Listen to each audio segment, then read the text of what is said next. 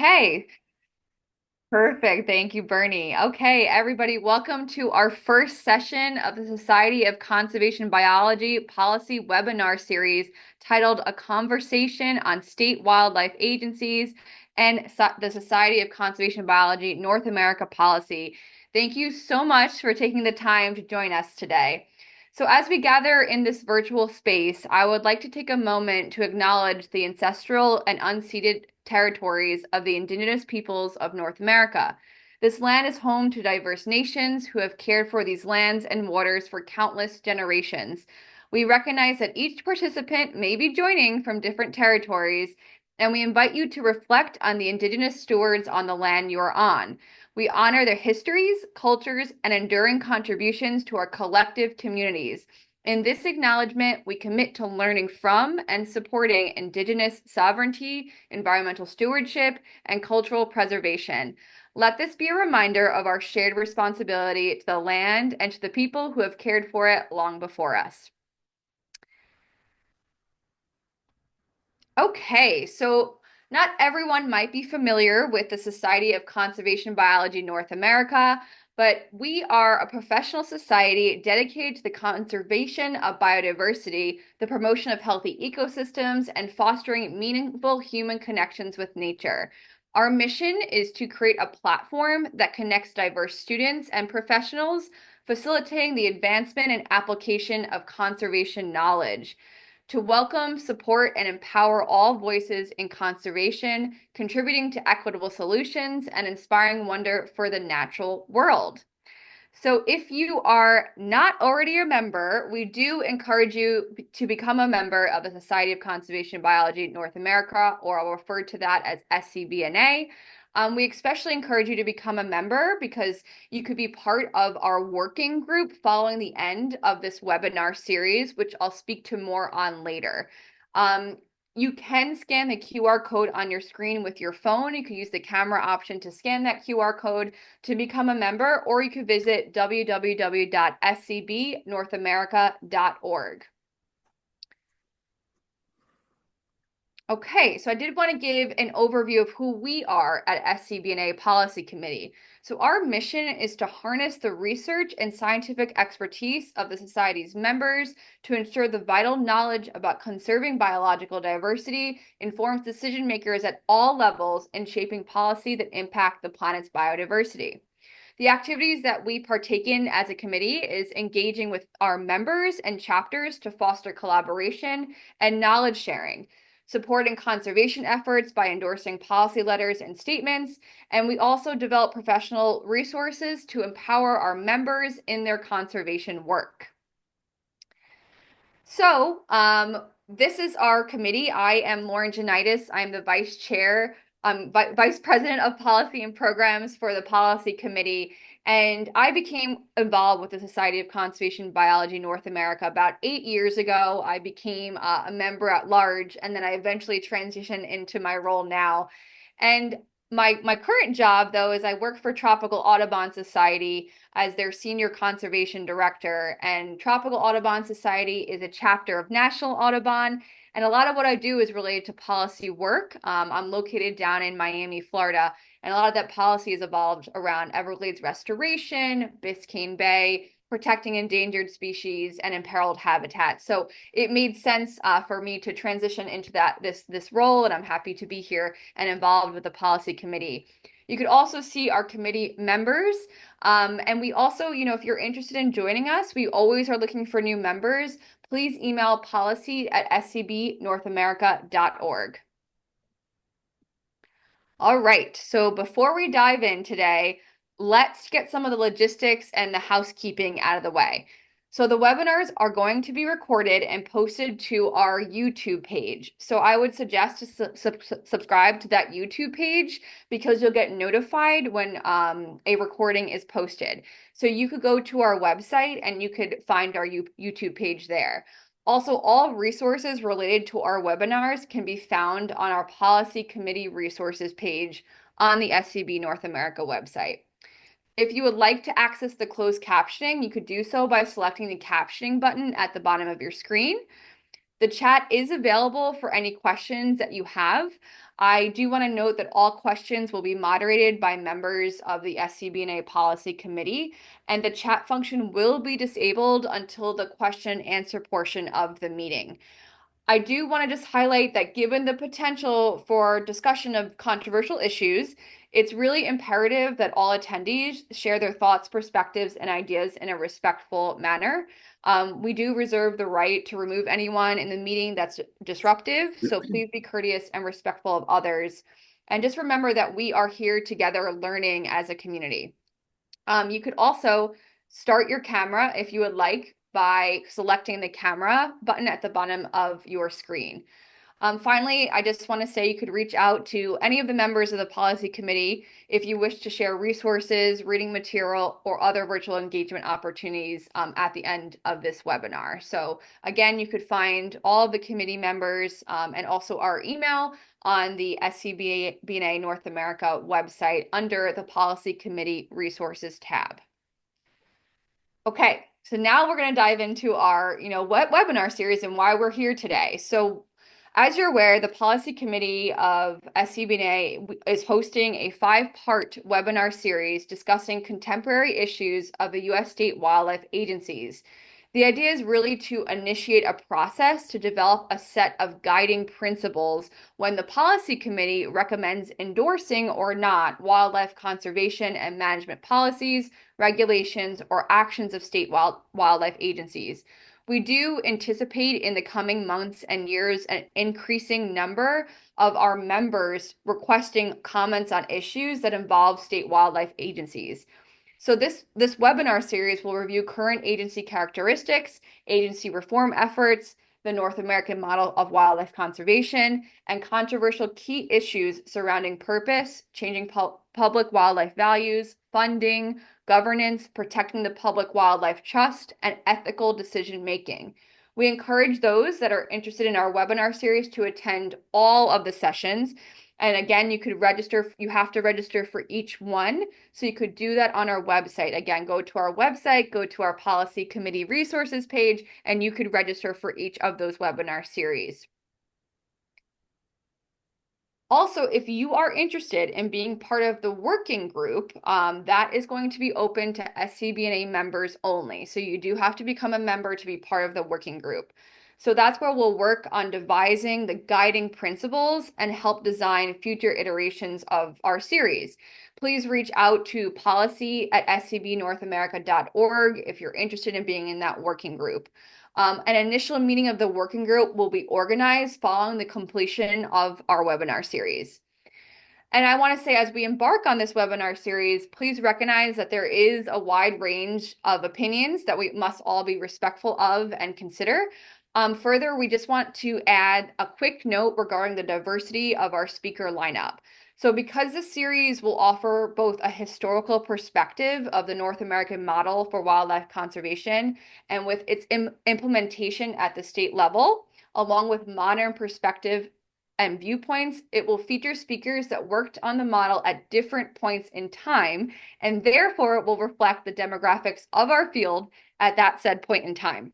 So as the series progresses and as we continue to build on the work in the future, you will notice that our speaker lineup in turn becomes more diverse and will continue to diversify moving forward. So this series is really meant to be an introduction to our conversation of state level wildlife conservation, and we fully expect for said conversation to expand and include new perspectives moving forward. All right, so this is the exciting part, what we're all here for. We're going to be leading into the first part of our webinar series that is titled State Wildlife Agencies in a Changing World. So let me introduce our first speaker. It's Ronald Reagan, who is now in his 16th year as the Executive Director for the Association of Fish and Wildlife Agencies. He has a strong professional interest in conservation history and the future relevance of conservation institutions in the United States and Canada. Ron is a certified wildlife biologist and a professional member of the Wildlife Society and the Boone and Crockett Club. His talk is titled Sightseeing and Stewardship, the Work of State Fish and Wildlife Agencies. Welcome, Ron. And next, we have Kevin Bixby. Kevin Bixby has dedicated his life to advocating for wild animals and places. He is the founder and currently senior advisor at Wildlife for All. Before that, he was the founder and executive director of the Southwest Environmental Center, which he led for 30 years. After realizing that wildlife advocates were fighting the same battles in every state, he launched Wildlife for All in 2021, a national campaign focused on addressing the underlying systemic problems with wildlife governance in every state. He received his bachelor's in biology from Dartmouth College and a master's in natural resources policy at the University of Michigan. His talk is titled Reforming State Wildlife Management to Address Today's Conservation Crisis. Welcome, Kevin. And finally, I want to introduce you to Bernie Traversari, our Director of Operations and Programs at SCB North America. He will be our moderator for today. Bernie's background includes research in development ecology and amphibian conservation and positions in nonprofit leadership, community outreach, and science education. Before joining SCBNA, Bernie served as the Director of Science Outreach at Edgewood College in Madison, Wisconsin, where he led the development and implementation of community-based science education programs for underrepresented communities across the state. He is also board vice president of the Urban Learning Collaborative, a Milwaukee-based nonprofit aimed at training the next generation of K-12 educators. Bernie is very passionate about connecting scientists with community leaders, grassroots organizations, and students of all ages through his role at SCBNA, all in an effort to protect our natural world. Welcome, Bernie. And with that, I'm going to stop sharing. All right, it's great to see everyone and some faces here, and I will pass it off to Ron. Thank you so much, Ron, for joining us. Thank you, Lauren. I trust everyone can hear me okay and that my video is operating as it should. I'm speaking to everyone while on business travel out west, so I'm in a cavernous conference room by myself in some space that hopefully will serve me well for the next 90 minutes or so. I am grateful for this opportunity, and I've just started the stopwatch on my phone, and I'll try to stick to the 20-minute time frame that we've been asked to adhere to. So let me begin with a quote from an author by the name of Mark Halperin. He's not a biologist or ecologist or anything like that in our world, and he has a work of fiction called Paris in the Present Time. I fly a lot, and I find I do some of my best thinking while flying. And I want to make sure that my remarks are as thoughtful as they can be today. And this quote hopefully puts me in the right frame of mind to share with you under that end. He writes, paradoxically, flying is the handmaiden not only to fear, but to optimism.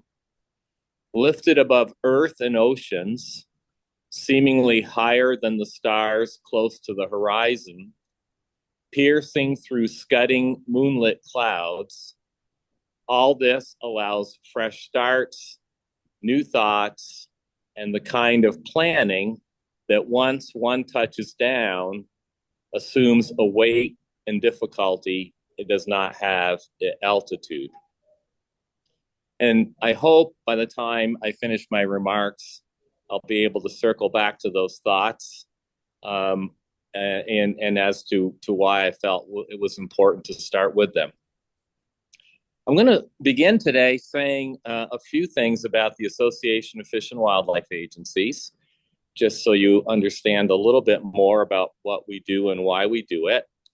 And then I'm going to transition to the state of play, if you will, within the stateside conservation estate, and then make some closing remarks about how all this fits together, both at the national policy level and within the individual states for the work that we collectively do.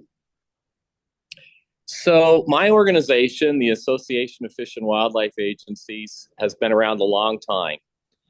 Our very first meeting was in 1902 in Yellowstone National Park.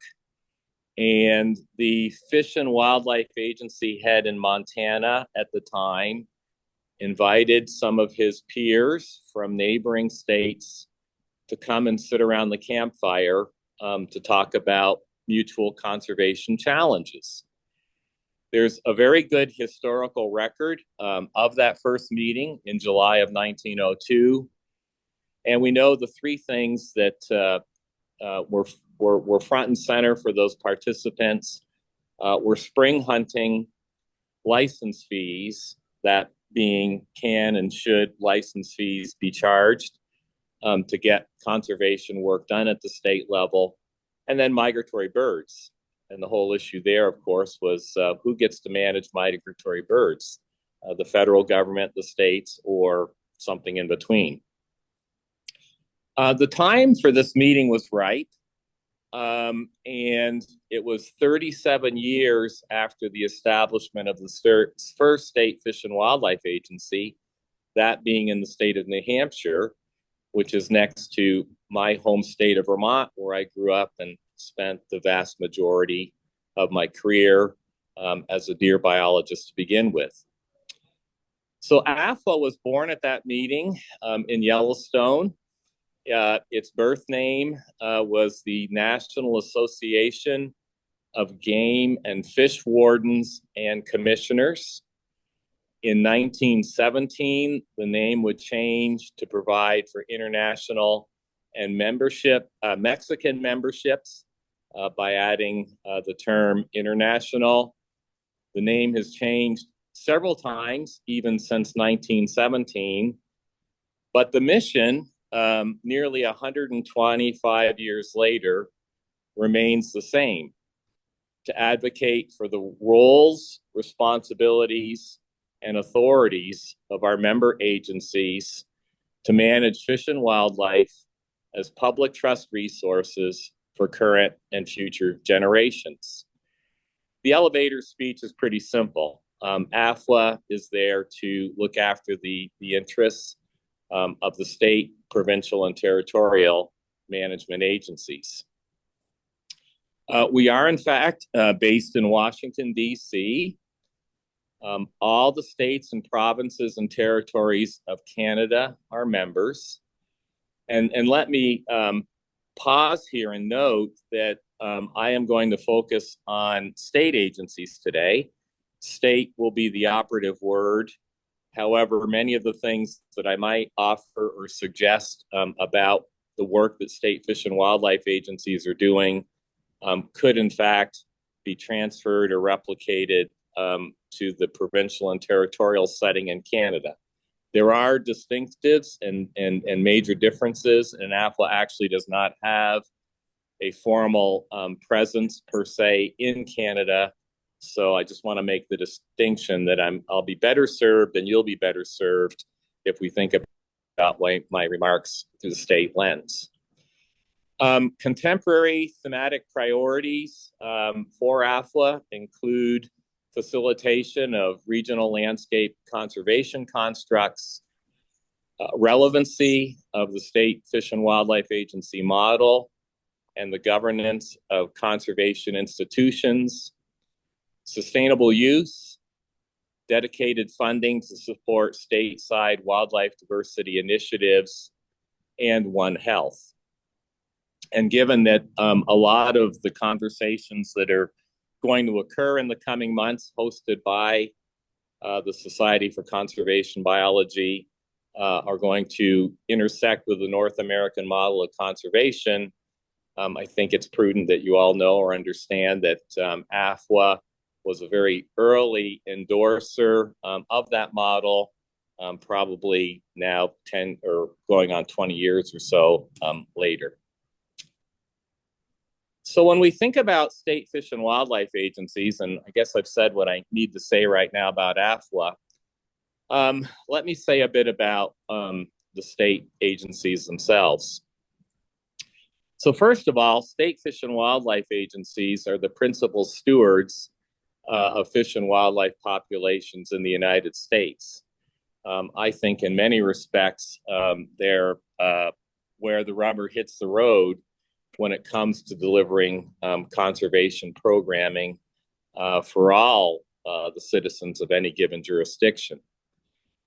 Federal jurisdiction mainly covers migratory birds and fish, marine mammals, and federally listed threatened and endangered species. All state fish and wildlife agencies have a head. In most cases, they're called the director. In some places, they might be called a commissioner, a secretary, or perhaps even executive director. But for our membership roles, they're the senior member that has a voting role and say in the work that we do. Nearly all of these agency directors at the state level are political appointees. In fact, there are only 3 in the country who are not, and they're appointed either by their governor and or a board or commission, with about a 50-50 split in appointment and authority. In other words, of the 50 states, about half of them are appointed directly by governors and sit on the governor's cabinet or a sub-cabinet, and the other 50% of those state directors are appointed by a board or commission, in some cases with some kind of oversight or intersection with the governor's staff before that becomes official, and in some cases, Senate confirmation is required. The average tenure, with all that in mind, of a state fish and wildlife director is 3.2 years. State fish and wildlife agencies license hunters, anglers, and trappers. And those funds, coupled with federal excise taxes on firearms, ammo, angling gear, bows and arrows, and motorboat fuels, provide nearly 70% of the funds for stateside fish and wildlife funding. And that work was completed not very many years ago through a graduate student at the University of Montana. And it's the best data set that we're aware of on the funding model for state fish and wildlife agencies in this country. I think 2 of the takeaways in these points, of course, are: one is politics matter. Legislatures, governors, and boards and commissions get to determine who will be leading a particular fish and wildlife agency. And for those who might wonder, why do state fish and wildlife agencies talk a lot or spend a lot of time intersecting with the hunting and angling communities in this country at the industry and conservation side of the world? Well, in part, it's because they continue to provide the bulk of the funding for our work. In recent years, there has been a new or emerging conversation, and Lauren, I think, reflected on this momentarily in her opening remarks, about wildlife governance models and the composition of boards and missions, or missions of these state agencies. And all of that, I think, is driven in part by societal value changes. The whole work that's come out of Colorado State through Mike Manfredo and his team, and I think they will be participating in one of these sessions in the future, looking at the concepts of traditionalism and mutualism. Part of the change, I think, occurs purely because of residency, urban versus rural, and 80% of Americans now live in something that's probably closer to an urban setting than not. And then simply participation rates for hunting and angling. Only 5% of adult American public hunts and 15% goes fishing. So there is, in fact, a lot of change. There's a lot of differences in how America looks today than when I began my professional career 40 years ago. And of course, state fish and wildlife agencies are not immune to that, and I'll say more about that later. Even though these individual states have strong partnership relationships with several federal agencies, There's always some tension regarding federal threatened endangered species like wolves and grizzly bears and habitat or population management policies for national forests, such as wilderness or predators and predation on national wildlife refuges. State fish and wildlife agencies are not islands in the sea of conservation. Even though it is not possible to paint the complexities of management by state agencies, no two are alike. Therefore, there cannot be a broad brush, and indeed, nuance abounds. Yet, there is an organic whole rooted in basic historic principles, legal precedents, for example, the public trust doctrine, and the importance of science for management planning and decisions, all with an eye to sustainable use. So when I mention the eye, it brings me to the whole notion of sight and seeing. And that's a bit of the title of my presentation today, because when I think about sight, when I think about seeing, I think about vision, and I think about those two words or three words are all connected to stewardship. As I was even shaping some of my remarks yesterday while on travel, I was still kind of trying to tweak some word choices to try to make where my brain was at land in a place that would make sense to all of you. And one of the things is that, conservation delivery is grounded in science. And science, of course, is one of the 7 principles or tenets of the North American model. Sight and seeing, that is more about reflection and vision, in my opinion, and they perhaps are more on the side of the arts, if you will. Together, the science and the arts provide a stewardship vision of compelling interest to anyone that has an interest in fish and wildlife, whether you're a hunter, a birder, or an urban park enthusiast.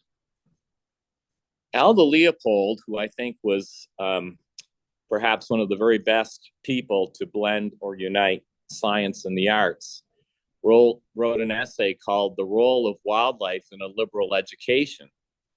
And he put it this way: all the sciences and arts are taught as if they were separate. They are separate only in the classroom. Step out on the campus and they are immediately fused. Land ecology is putting arts and sciences together for the purpose of understanding our environment.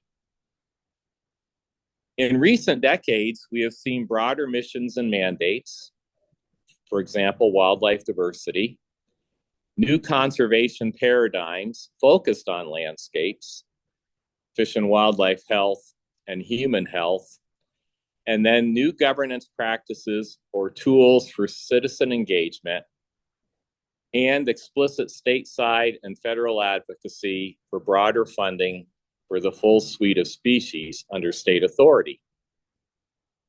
State wildlife grants, now 20 years young, has facilitated a great deal of change within state agencies, making all species conservation a reality with new staff, new programs, and new ideas. That being said, state agencies continue to manage species and habitats to provide for sustainable use, including hunting and trapping as core values and outcomes. Recovering America's Wildlife Act and the Relevancy Roadmap are 2 examples of new ideas, new thought leadership to enable state fish and wildlife agencies to lead from the front with new funding for state wildlife action plans, the science side of the equation, and new stories, the artistic side of the management equation, to address species of greatest conservation need and to create space for meaningful engagement with new customers and new constituents, respectively. Halperin had it right about complexity, and to me, that's what my opening quote about flying and then the reality once you hit the ground is all about, because conservation is all of that. It is complex and it does require a lot of collaborative partnerships to bring about success. But let me also leave you with these two thoughts, not only about complexity, but perhaps something about the optimism for the future that we can think through. Leopold wrote, that is Aldo Leopold, we reach the full use of nature when we reach the fullness of ourselves. And then John Muir wrote, between every two pine trees, there is a door leading to a new way of life. Well, state fish and wildlife agencies are grounded in sight and seeing and stewardship. Maybe those are 3 pine trees instead of 2 that we all need to walk through. And they will continue to serve all citizens and the resources entrusted to their care with conviction and integrity, as they have since their beginning with that first agency in 1865. I'll leave my remarks there, Lauren. I look forward to Kevin's and then participating in the Q&A. Thank you so much, Ron. You sort of beat me to it. I was going to say, before we move on to Kevin's presentation, our Q&A and discussion portion will take place after Kevin goes through with his presentation. At that point, I will make the chat function available to everyone. I also encourage folks, if you want to verbally share your question, to do so by turning on your cameras and using the raise hand function in the React functionality of the meeting. And I will do my best as moderator to go through everyone's questions, as many questions as we can before we get to the end of our meeting. So having said that, I will move on to Kevin. Yeah, thank you, Bernie. Hello, everybody. I'm speaking to you from my home in southern New Mexico. And no, that is not my backyard behind me, unfortunately, but it is only a few hours away. I'm going to show some slides, unlike Ron, because otherwise I would completely wander off into the weeds and bore you to death. I'd like to start by thanking the Society for Conservation Biology Policy Committee for putting this webinar series together. I think it's pretty unique among wildlife gatherings for its inclusion of such diverse perspectives, and I'm very honored to be a part of it. And also thanks to all of you for your interest. And I would also like to acknowledge what is happening in Los Angeles right now and the trauma and the loss that people and animals there are experiencing. And maybe some of you watching have been directly affected. And just know that we are thinking of you. Next slide. So let me get my stuff together. Let me start my... As Lauren mentioned, Wildlife for All is both a nonprofit org and a national campaign to reform state wildlife management.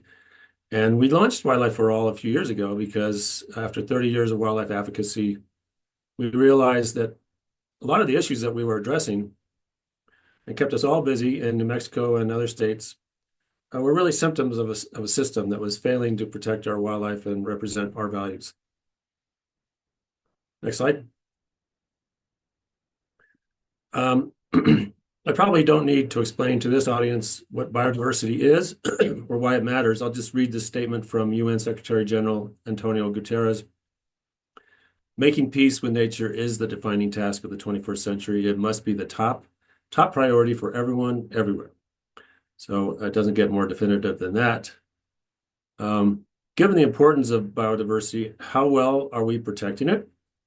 Not very well. The world, as probably most of you know, is experiencing a global extinction crisis. And these are some of the metrics, you probably already know them.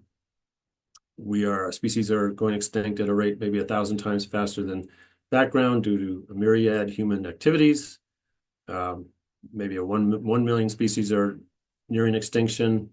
Vertebrate populations have declined on average by 73%, and so on. Next slide. Oh, sorry. I got to keep up. Okay, go on to the next slide. So that's the global situation. What about in the US? Well, the news is not good there either. A 2023 report from NatureServe found that 40% of the animal species that it looked at, including invertebrates in the United States, are at risk of extinction. And some taxa are at greater risk than others. For 43% of amphibians, for example, are at risk, but the risks are across the board. And in the chart, the species, the taxa that are shown in, well, the red colors, the warm colors, the reds, the orange, the yellows, shows the number or percentage of that particular taxa that is at risk. Next slide. So you might ask, isn't the federal government protecting species against extinction? Well, yes, but it's not doing enough. The Federal Endangered Species Act is the most important tool the feds have to prevent extinction, and currently it protects about 1,600 species of plants and animals that are listed as threatened or endangered. However, that's just the tip of the iceberg. The NatureServe report found a total of about 10,000 species of plant and animals that were at risk of extinction. And the states themselves have collectively identified about 14,000 species of greatest conservation need in their state wildlife action plans. And these are species that are at risk of becoming threatened or endangered without some type of conservation intervention. Next slide. So why are we losing ground in protecting biodiversity in the United States? Federalism has a lot to do with it. In the United States, as Ron explained, the federal government and states share jurisdiction over wildlife, but the feds are the subordinate partner. States have primary jurisdiction over most wildlife within their borders. Unlike nearly every country in the world, the U.S. has not ratified the Convention on Biological Diversity, and we do not have a national biodiversity strategy. The Endangered Species Act is designed to be a last-ditch effort to prevent extinctions, not a proactive conservation strategy.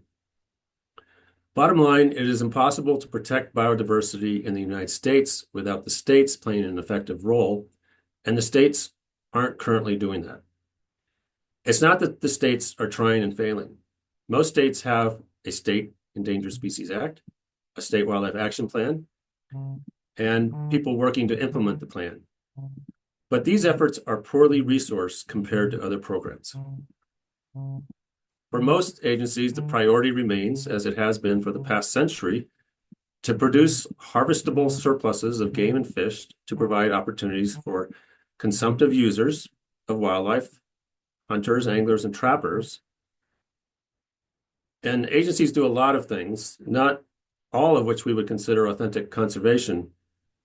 Carnivore management to suppress their numbers, raising and stocking huge numbers of non-native fish purely for fishing opportunities, and hunter recruitment programs are just a few examples of things that the state wildlife agencies do that probably don't fit most people's definition of conservation.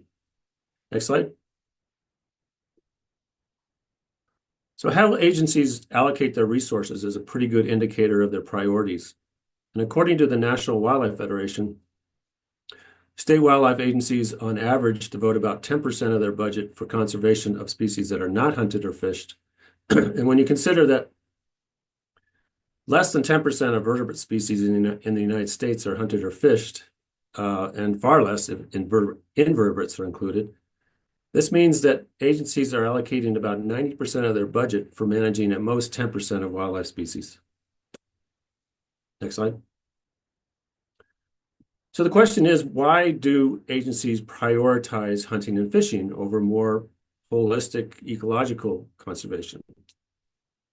And there are multiple reasons, starting with the history and current culture of wildlife management in the United States.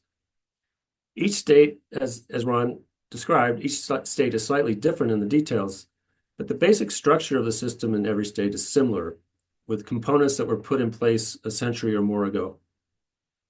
Beginning in the second half of the 19th century, state legislatures began passing laws to regulate the take of wildlife. Wildlife agencies were created in every state, and in most states, a volunteer wildlife commission appointed by the governor was created to establish policies or advise the state wildlife agency. Next slide. So this system is sometimes referred to as the North American model, which is the subject of another webinar in this series.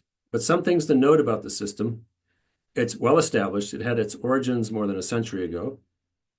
It is a system that was developed in large part by recreational hunters, led by folks like Teddy Roosevelt, George Bird Grinnell, and Aldo Leopold, who were concerned about declining game populations due to unregulated market hunting. And I want to say we owe a great deal of a debt of gratitude to these folks for their leadership and activism at the time to save wildlife. The system also reflects the utilitarian view of wild animals as resources for human use that prevailed at the time. It prioritizes consumptive uses, and it's funded under a user pay model, which holds that license buyers are the most interested and important stakeholders in wildlife matters because they pay for conservation through their license fees and purchases. So in many states, given the age of the system, it's not surprising that you have some outdated statutes. In many states, the system hasn't changed much since it was established. To give one example, the mission statement for wildlife management in New Mexico was adopted by the legislature in 1921, and not a single word of it has been changed since. It's very utilitarian in nature, reflecting the prevailing views of the time. But think about how much more we know about wildlife and ecosystems today. And in fact, I looked it up. The word ecosystem had not even been coined in 1921. Also, some state statutes still reflect a bias towards game animals while ignoring other taxa. Most state wildlife agencies, for example, currently do not have statutory authority to manage invertebrates. And in New Mexico, our wildlife agency does not even have legal authority over all of our vertebrate species because the legislature has not changed the laws that delineate which species are to be protected and which aren't. Next slide. Another reason why state agencies prioritize consumptive uses is cultural. The people who work at the agencies and serve on wildlife commissions tend to hold the same values as consumptive users. This chart shows the results of that survey, 2018 survey that Ron mentioned. Probably many of you are familiar with it. And I know it's going to be the topic at a later date in the series.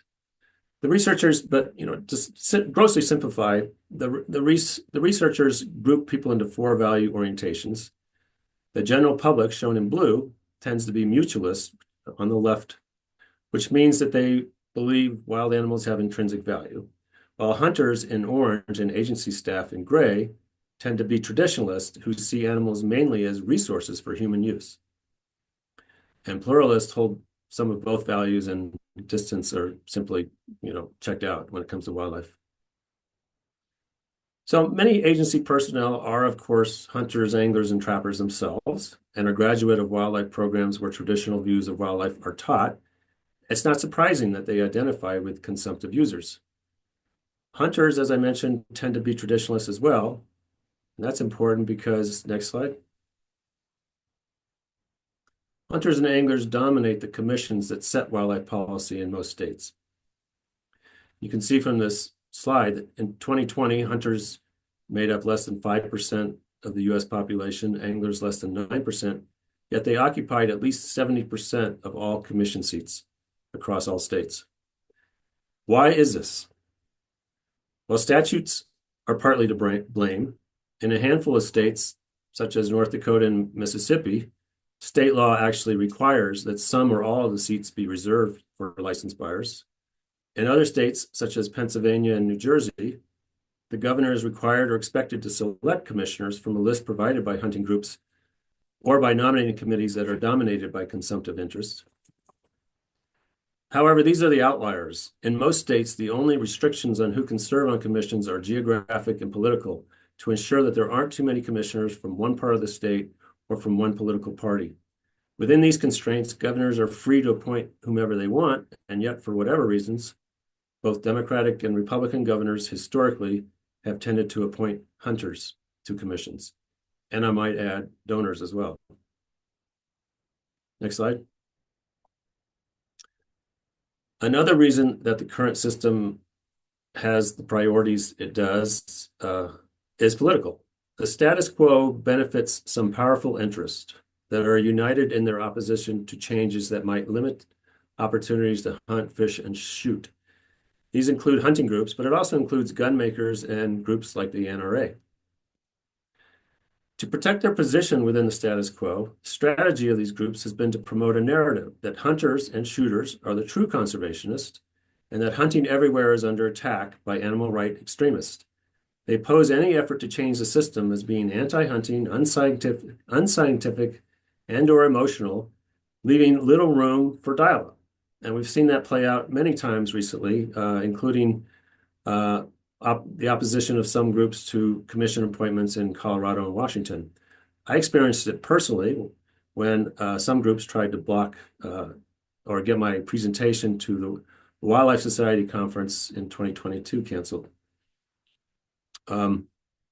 They just didn't want anyone to hear what I had to say and considered it an affront that a group like ours would be allowed to participate in what had always been their conference.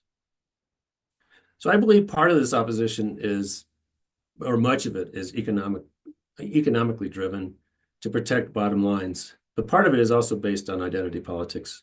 Whatever the case, it makes dialogue and compromise really challenging. So I've explained how history, culture, and politics factor into why states prioritize the way they do. Next slide. But probably the most important reason is the way the system is funded. This donut chart shows how the average state wildlife agency gets its funding. And this is from a 2017 report from AFWA and the Arizona Department of Game and Fish. It uses 2015 data. It shows the continued dependence of agencies on two main funding sources, license sales and federal grants under Pittman-Robertson and Dingell-Johnson. So the donut chart includes license fees as a subcategory under agency and Pittman-Robertson and Dingell-Johnson funds as subcategories under federal. So I pulled them out in the chart on the right, and you can see that the average state agency gets 35% of its revenues from license sales, 15% from Pittman-Robertson, and 9% from Dingell-Johnson, for a combined total of 59% of its revenues from these sources. Now, Ron mentioned the figure 70%. That study that he relied upon, I noticed, it was only looked at dedicated funding sources and not things like general fund appropriations. This study did include those sources. But in any case, 59% then would be a low figure, a conservative estimate. And it's probably, and in fact, in many states, the percentage is much higher. In New Mexico, again, for example, our Game and Fish Department gets 97% of its revenues from these sources. And as a result, it considers itself an enterprise agency because it is self-funded from these sources and doesn't receive general fund appropriations. Something else to know about these sources is how they are connected to hunting and fishing. Obviously, license fees are directly tied to these activities. Pittman-Robertson funds, as Ron described, are derived from a federal excise tax on firearms, ammunition, and archery equipment. It used to be the case that most of these items were purchased for hunting, but that is not the case anymore. Only about 27% of the funds are generated by hunters or items purchased for hunting. Dingell-Johnson funds are derived from federal taxes on fishing tackle, gasoline used in boats and small engines, including snowblowers and lawnmowers.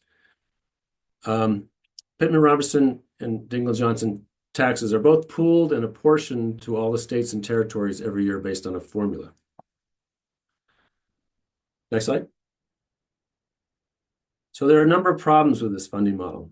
The historical connection of these funding sources to hunting and fishing has helped create a narrative that hunters and anglers pay more than their share for wildlife conservation and therefore deserve a greater voice in wildlife matters. That idea, however, of elevating any particular user over another is in conflict with the public trust principle that we are all beneficiaries of wildlife and we deserve an equal say in how the wildlife trust is managed. Also, the idea is that agencies are enterprise agencies that don't receive general funding and are not subject to the scrutiny that comes along with annual appropriations raises concerns about transparency and accountability to the other beneficiaries, that is to say, to the public.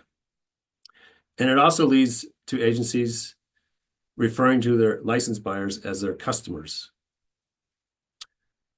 Another problem I see is the increasing financial dependency of state wildlife agencies on the sale of firearms and ammunition, which is the source of most Pittman-Robertson funds. I think it's reasonable to ask if this is an ethical way to build our conservation system on the sale of these items.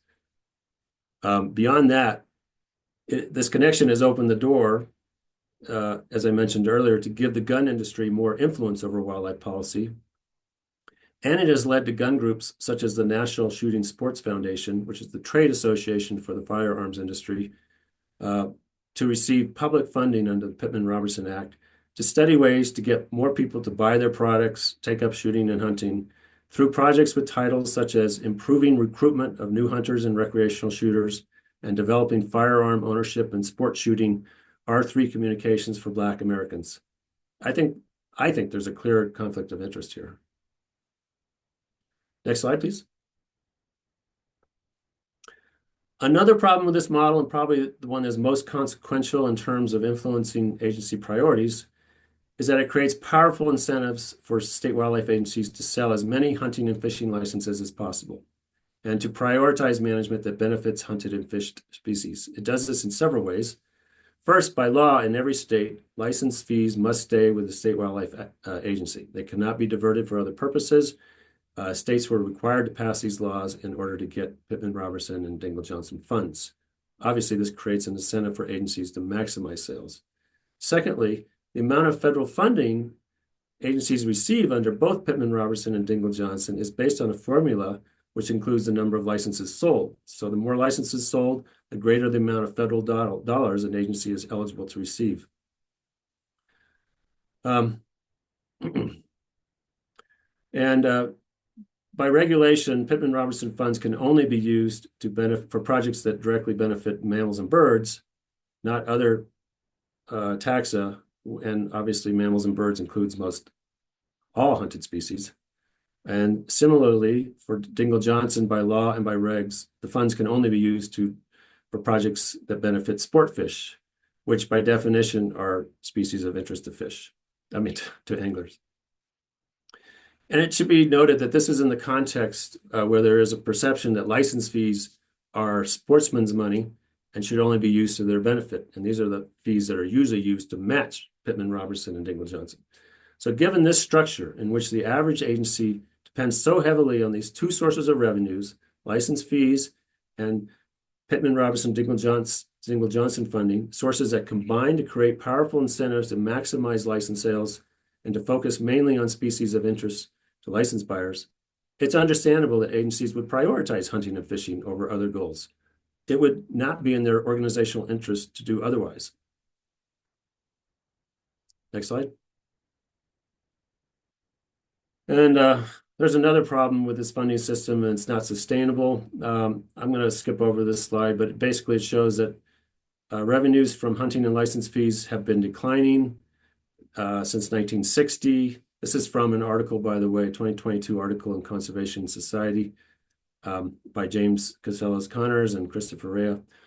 So the loss in revenues from license fees has been somewhat offset by the growth in Pittman-Robertson funding due to the explosion of gun sales in the U.S., especially after the federal ban on semi-automatic weapons was lifted in 2004. I don't think we can continue to rely on Pittman-Robertson to carry the day. I mean, there's already more guns in America than there are people, and how much more demand can there be? Something has to give. Next slide.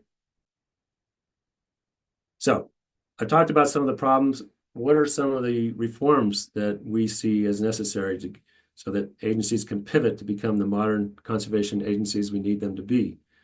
To begin with, we need to revise outdated. We need to modernize the legal framework, particularly statutory mission statements, which really get everyone on the same page about what the goals of wildlife management are: legislators, commissioners, staff, and the public. In our view, a mission statement should prioritize protection of biodiversity over particular uses, acknowledge the ecological intrinsic values of wildlife, explicitly align with the public trust principles, and make sure that statutes give agencies and commissions the authority, the mandate and the authority to protect all species. Next slide. Second change we need to make is to democratize state wildlife decision-making so that the broad public interest in wildlife is represented on commissions. There are a number of ways to do it. I'm running out of time, so I'm not going to go through this list. I don't think there's any perfect commission structure. It's an open question. Some states, such as Colorado, have allocated commission seats by interest group, but that's in conflict, I think, with public trust notion that, the public trust should be represented, not particular interest. But it is an open question and we need to discuss. Okay, next slide. And probably the last and most important reform is to change the way state wildlife agencies are funded. And this is going to be a topic of another webinar in this series. I don't have recommendations for a particular specific funding mechanism, but I can suggest some general principles. I think funding should be broad-based because we're all beneficiaries and we should all contribute financially to the protection of the trust. I don't think funding should be tied to any particular use, whether it's gun sales or hunting and fishing or even backpack taxes. And there's a number of options available that are out there that sort of meet those criteria. And I want to conclude by saying that as important as it is to reform the funding mechanism, that by itself is not enough. The three basic reforms I've described, modernizing the legal framework, democratizing governance, changing funding, are a package. I believe all three are necessary to bring about the transformation that is needed. These changes won't be easy. The system of state wildlife management is well established, maybe even entrenched, and there are interests, as I mentioned, who will vigorously oppose any changes. But I hope I persuaded you that our calls for reform are not an indictment of state wildlife agencies, their staff, commissions, or hunters, but it is about removing the systemic impediments and building on the wildlife conservation achievements of the past to make sure our wildlife agencies have the modern tools, funding, and marching orders they need to become champions of biodiversity. Thank you.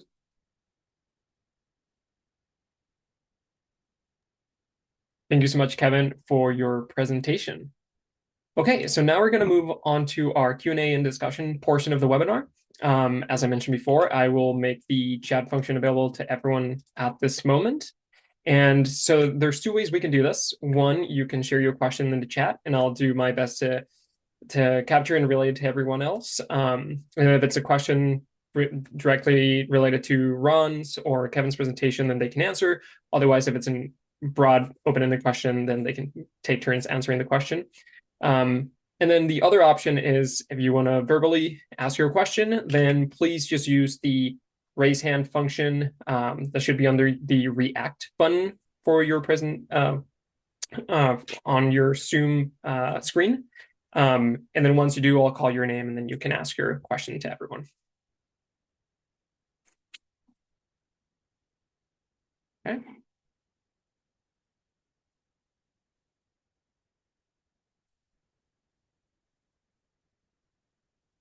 Okay, so Robert Fishman asked our first question. Ron spoke generally and Kevin spoke specifically about legislative reforms. Question for Ron: which of Kevin's suggestions would you support besides Recovering America's Wildlife Act? Well, for me, well, first of all, let me just say, I appreciate Kevin's convictions and his observations. I do think and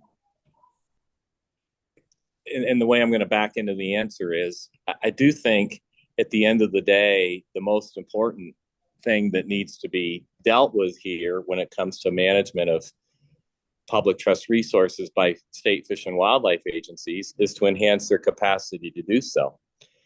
And therefore, first and foremost, I think we have to solve the funding problem, and that would be my highest priority.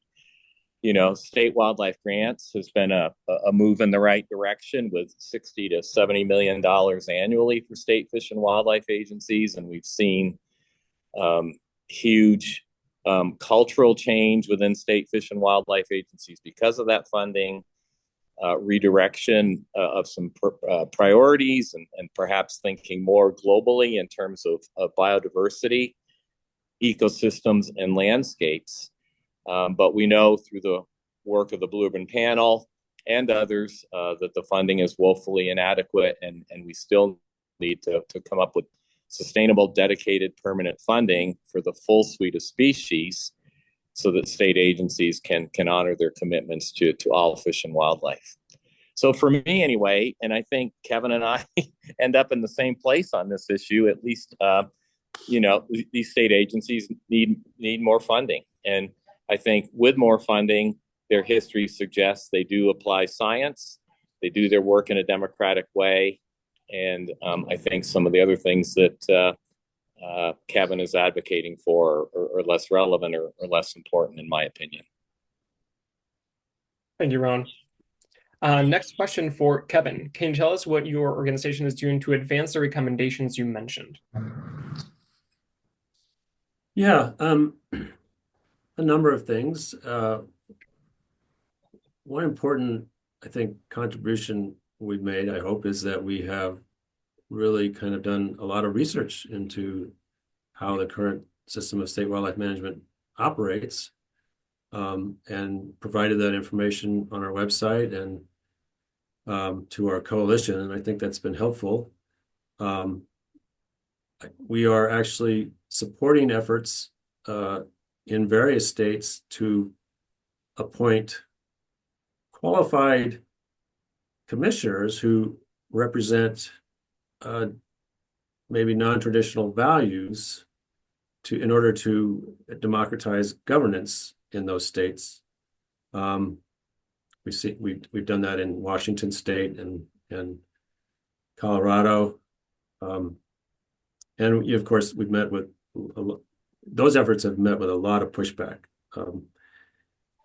Also, we're supporting legislative changes, legislative initiatives. One important one is here in New Mexico, where there's a broad coalition of which we are a part, which is supporting legislation that would accomplish many of the things I mentioned.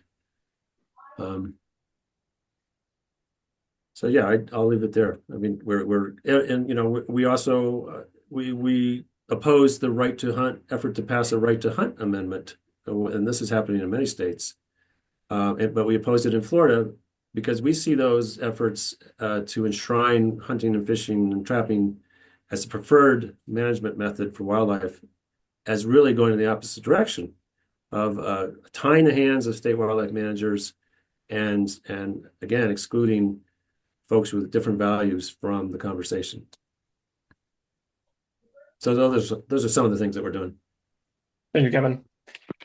We had another question that I believe is asking both our speakers to define the word conservation. But for the time being, I will ask that we defer this question to one of our future webinar sessions, because this will be one of the main topics discussed during that session. So I think it would be more suitable there. If you ask this question in particular, I would encourage you to attend that session so that we can have a more in-depth discussion about this. I would like to open the floor to Joseph, who raised his hand. I believe he's the first person to raise his hand in the meeting. So Joseph, please go ahead and ask your question. Yes, hi, my name's Joe Butera. I'm president and co-founder of the Northeast Ecological Recovery Society. We've been around since 1994, and we're dedicated to restoring and protecting native species. I have a degree in ecology with a minor in microbiology. Although I didn't do that as a living for financial reasons, I became an electrician. But I stayed in the field, and I love, now that I'm retired, I love what I'm doing. First law of ecology is complexity brings forth stability. And our goal is to restore all the pieces that have been lost in the Northeast. I'm in the Adirondacks right now. And our organization is basically fostering for New York State, Vermont, Maine, New Hampshire. And we want to see the wolf back. We want to see the elk back. We want to see the American chestnut tree back. I'm very concerned that the state agencies, and New York is actually pretty good, really don't want to see wolves back in New York State. They're starting to change. I think the old guard is retiring, and the new guard that's coming in, their mindset is more based on science and ecology, so they're a lot more open. I don't know if the people on the Zoom here today knows that in 2021 there was a wolf killed in New York State, and the state is saying that it's the first wolf in 100 years. We have evidence that over 11 wolves have been killed from New York to Maine within the past 20 years, and we know more wolves are coming down. But I was able to get tissue samples, and I was the guy that was able to present this to the DEC along with two geneticists that this was a wolf. It was a gray wolf from the Great Lakes region. So my question is, do DEC agencies, state agencies, want to see large predators back to complete an ecosystem that will be a hell of a lot more healthy and sustainable? Or do they just want to force the hunting? And so that's my question. Well, is it Joe or Joseph? Yeah, it's Joseph. Joe, I answer to anything. Okay. Well, first of all, I am aware of your organization, having spent 26 years in Vermont, and good for you in figuring out a way to earn a living, to provide for your family, and to stay and engaged with your passion for ecology. Mm-hmm. Well, I think your question, begs that quote that I led with on my presentation about being up in the air and thinking about all the good and wonderful and new ways to think about doing things. And then once the plane hits the ground, you get off the plane, and the realities of society or business or whatever it is, kind of like smack you in the face. And your question, predators and predation are one of the hardest nuts to crack if you work in a state fish and wildlife agency. I would say state fish and wildlife agency biologists and administrators appreciate and support complexity of ecosystems. They understand and acknowledge the role that predators or predation can play in those systems. But then on the other hand, they have not only kind of like the ecological side of the world to think about, but being a manager in state government with lots of publics to respond to, and not only hunters and anglers per se, but the public writ large. You have farmers, you have forest landowners, you have all kinds of interests that are going to lean in and create some space where the Fish and Wildlife Agency is going to have to try to navigate a position that reflects their governor, their legislature, their board and commission, and society in the broadest possible sense. There is not a simple answer to your question. I would say state fish and wildlife agencies, like you, understand the basics of ecology and ecosystem management, the challenges of then delivering management programs that fit that into the human landscape and human ecology are not easy to navigate. Now, we have certainly seen some states, Colorado being one of them, where they are promoting the return of a top predator in their state. Then on the other hand, you've got other states out west where grizzly bears and wolves, the Great Lakes as well, The political societal climate is one that there's just a lot of tension around anything dealing with predators. It's a great question. I used to be the director of a state fish and wildlife agency, and I probably sighed back in those days if I were in a public meeting and you asked a question like that. Bottom line is, we get it, and your question is a reasonable one, but the complexities of delivering or promoting certain things, either in aquatic systems or on land-based systems, just aren't simple to dissect and require, just a huge amount of energy and attention. Thank you, Joseph, for your question, and Ron for the answer. Before we move on to the next question, Kevin, is there anything you wanted to add to that? I believe this was a question open to both of our speakers. Yeah, thank you. I would just say, it's there, it's hard to answer for all states. And I'm sure there are state agency biologists who do support carnivore recovery and protection. But I think an anti-predator bias is pretty prevalent in the hunting community. That's changing. But and I think it's really built into the DNA of a lot of state wildlife agencies. I mean, it wasn't that long ago that this country, as a society, embraced the goal of eradicating predators, back in the 20s and 30s, 40s. So, the attitudes change slowly. So I think the more that, and in the case of Colorado, to Ron's point, that happened by way of a ballot initiative. The commission and the department were not supportive of that effort. So, once we start democratizing governance, wildlife governance, and if we can change statutes to prioritize biodiversity, including predators, I think you'll start to see things change. Thank you, Kevin. Thank you. Thanks a lot. I'll move to another question for the two of you. Can you delineate how the public trust doctrine relates to the values and culture that has been in place at state agencies for over 100 years?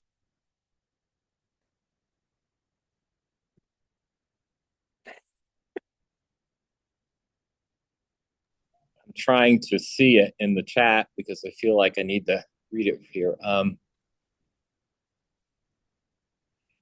Well, so first of all, I just want to say, I don't think there's an anti-predator bias in state fish and wildlife agencies.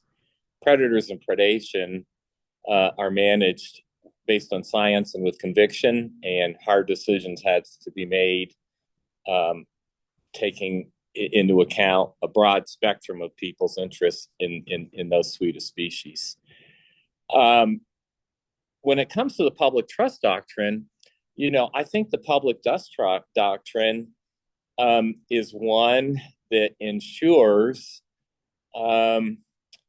state fish and wildlife agencies are able to manage all fish and wildlife for the good or betterment of all society. So I think no matter what time or place that you're in, again, shaped by science and changing values and how people interact with or intersect with fish and wildlife based on all the things that Kevin and I talked about, suggests that the public trust doctrine has served us well. It's a good thing. and it means that state agencies are able to ensure the viability of these populations. And as Kevin noted, it's not the same in all states. Some states have invertebrates under their authority or plant species. Other states don't. But to the extent they have, they manage within what they can, and they exercise the public trust responsibilities in a way to take care of those species within their borders. Yeah, I like the public trust doctrine. I think it's a good paradigm for building a wildlife conservation strategy on. I don't, and I think the fact that it's the first tenet in the North American model is encouraging. I don't think it's been interpreted it in a way that is that I agree with anyway. I think that under the public trust doctrine, all species are part of that trust, and clearly that's not the way we've managed wildlife for the past century. We have valued some wildlife species more than others, and so there's a disconnect between the principles of the public trust doctrine and what's happening on the ground and what's in statute. I'll just say that. Thank you. Thank you both. I'm going to move down to another question for the two of you, so as to avoid only some of the initial questions that were sent in the chat. And this is going to be sort of a two-part question. So first part, if it's true that statutory changes need to happen to allow state wildlife agencies to better take on biodiversity loss, ecosystem health, and the climate crisis, which organizations across the nation are best positioned politically and financially to take on the advocacy for those statutory changes? And then as a second part to that question is, what can any concerned citizen or community member do to help bring those changes forward? Well, I'm not sure I should go first all the time, but I will. And this is all kind of fun, and it would be probably funner if we were all in a room together where we could, benefit from some of the nonverbal clues or signals to having a dialogue like this. Well, so what was the first question? I'm sorry. About do we need to make changes to address climate change? And I think the best question was, if statutory changes are needed to help empower state agencies, what are some of the organizations that are best positioned to do that, to help with that? Yeah, I don't know. First of all, a lot of state agencies already have very broad, authorities. And some of these things, again, climate change or climate adaptation would be another one where, politics may exert some influences that make it difficult for a state fish and wildlife agency or a natural resources agency to navigate. But that's the reality of the world that we live in, and elections and politics do have implications for the delivery of governance in any setting. I think, and I guess what I'm trying to say there is, again, I would think less about trying to seek statutory reform on some of these things and think more about how do we make sure state fish and wildlife agencies have the capacity and the tools that are more financial than not to do the jobs that they're equipped to do. I think the particular issue, of course, depends on the politics of any given time, and then the advocacy group that might have a role to play in shaping an outcome because of their connections to, in a constructive way, whoever the governor happens to be or whoever happens to be in charge in the state houses at any time. There's a lot of great organizations out there that can be very constructive in shaping these outcomes. The final thing I wanted to say is, there are lots of opportunities for people, the public, to get involved in fish and wildlife decision making. Having spent 26 years with the Vermont Fish and Wildlife Department, I cannot begin to tell you the countless number of public meetings that I went to about what to do with managing mute swans, or should we not be shooting does in deer seasons? Should there or not be a moose season? What about bears? I mean, I've probably seen and done it all. And, reform aside, state fish and wildlife agencies have systems and constructs and mechanisms that we could only dream about when I began my career in 1980 to provide for plenty of opportunity for public engagement in shaping policy decisions and outcomes. So, yeah, I don't think anything's broken on that front. And I think state fish and wildlife agencies do a commendable job of trying to listen to and integrate a vast diversity of public opinion on any fish and wildlife issue. Yeah. Which organizations are best suited to advocate for the statutory changes that if the ones that I thought are needed? I think you need a group that is a science group. I think you need a group that has a lot of scientific credibility. And if that group actually is committed to protecting biodiversity and is willing to wade, sort of reverse engineer how that happens, working through states in the United States, I think that's the kind of agency, the kind of organization that is called for. And something like the Society for Conservation Biology, for example. And I mean that. It's hard because you have to have an understanding of the science. You have to have an understanding of the policy world, and you have to be able to do that in 50 different states, navigate the politics, and it's really hard. I think a group like Society for Conservation Biology, even the Wildlife Society. Am I trying to shut that off? It's a meeting. Ron's group, I think, because they are a group of state agencies, I don't think they would be best suited. I think they have the knowledge base for sure, but they would be advocating to essentially their bosses to change their working conditions. We're finding our state wildlife agency in New Mexico has been very reluctant to sort of show its colors in terms of the legislation that's been proposed. And in terms of national wildlife conservation organizations, I mean, it would be great if there was a hunting organization out there that would took up the call for reform. And I think that the National Wildlife Federation is doing that to some extent, and maybe the group that can bridge the gap between consumptive users and non-consumptive users in terms of policy advocacy. And of course, I think our group and groups like ours play an important role in pushing the envelope.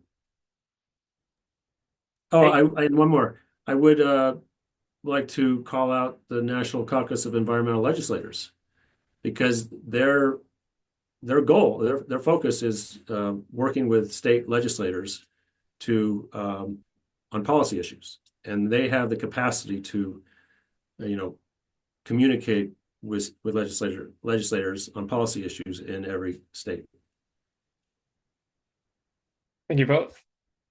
For the sake of time, I think this might be your last question, so I'm going to attempt to once again combine a couple of comments and questions that we've gotten in the chat.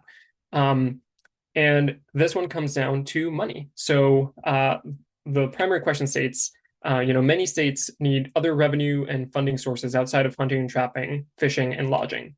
How do we generate revenue that is totally based on ecosystem stewardship education, as in agency employees are not resource managers, rather wildlife educators that are deeply respected?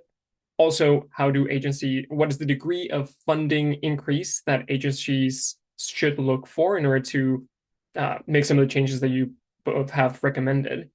And then sort of as a last question related to that, do you see any issues with increased funding coming directly from states, given the volatility of state budgets that we see from time to time? Well, I have spent probably half of my career, so 20 some odd years, working on sustained, dedicated funding for all wildlife. It's a huge deal. And some of the state directors that I work with were in DC for a meeting back in December, just before the holidays. And we were talking about how do we crack that nut anew. And I think one of the things that they counseled AFWA on as our members is we've got to do a better job of telling stories and making the value proposition for how does the work of a state fish and wildlife agency benefit the quality of life of anyone in downtown Miami, Milwaukee, Washington, D.C., or Albuquerque. And whether they hunt or fish or bird watch or even go paddling. And there are stories to be told there about human health, the value of nature to one's psychological, physical, and emotional well-being, et cetera, et cetera, et cetera. And then I want to, this will probably be the last chance I get to say anything. Kevin will get the last word maybe. But I'm at a meeting right now in Reno of the Wild Sheep Foundation. And I noticed that the Wild Sheep Foundation was one of the logos up there on one of Kevin's slides. And, they're here, sure. They're talking about sheep hunting in North America. There's actually a delegation here from Asia, Mongolia, and other places. But the room is filled with young, passionate biologists who want to take care of sheep in this country. And the same could be said of a deer biologist, a raptor biologist, a walleye biologist. These are passionate professionals. They're thinking about taking care of fish and wildlife for everybody under the public trust doctrine. And in fact, some of those monies that may be generated by wild sheep hunting in Idaho or British Columbia or wherever it may be will go back into securing corridors and landscapes to make sure those wild sheep continue to be wild on the landscape in the West for everybody to enjoy. I've never shot a sheep, never really had an interest in shooting a sheep, but I can tell you the first time I saw a sheep in the wild in Colorado, it was one of the highlights of my life as someone that's interested in the outdoors. Okay, I'll stop there.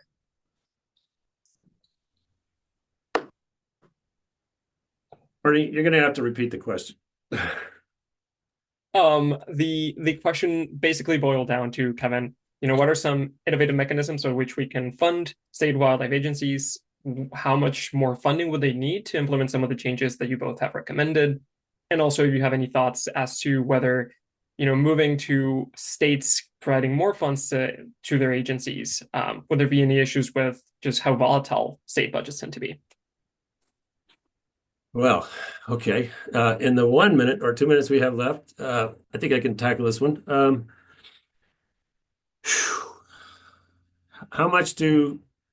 What are some innovative funding mechanisms? So first of all, let me say I do not like the user pay model. That's why I don't like a backpack tax. We are all beneficiaries. We all use wildlife in different ways, mostly because it's important for biodiversity and ecosystems that sustains life, including our own as a species. So I really am not fond of, user pay schemes. I recognize that they are, can be significant. I think that using a dedicated portion of sales tax, like Missouri does, is a good way to do it. Again, broad-based funding sources, but I don't think states, really have the resources in most cases to do the job. It really needs to be a national project. So, RAWA, would be a game changer. We are concerned about, putting all that money into the system without changing the other components, the statutes and the governance, because what's going to prevent it from going to more of the same? That's our concern. But it would be a game changer. I think it would encourage state wildlife agencies to staff up with non-game biologists, which would, inevitably change the culture within the agencies and actually what's happening on the ground. So yeah, I think I answered the question. Thank you Yeah. both. Yeah, I'll leave it there. Thank you. Thank you. Okay, so that brings us to the end of our first webinar session. Before everyone leaves, I just wanted to thank Ron and Kevin once again for taking the time to be here with us today to share your expertise and knowledge with all of us. I would also like to thank all of our attendees for being here and for sharing your questions, comments, and perspectives in a respectful manner, as we asked of all of you at the beginning of this session. The last thing that I wanted to mention, or I guess the last couple of things, is one, this recording will be posted to our YouTube site shortly, likely later today, so you'll be able to share it and view it at your own time.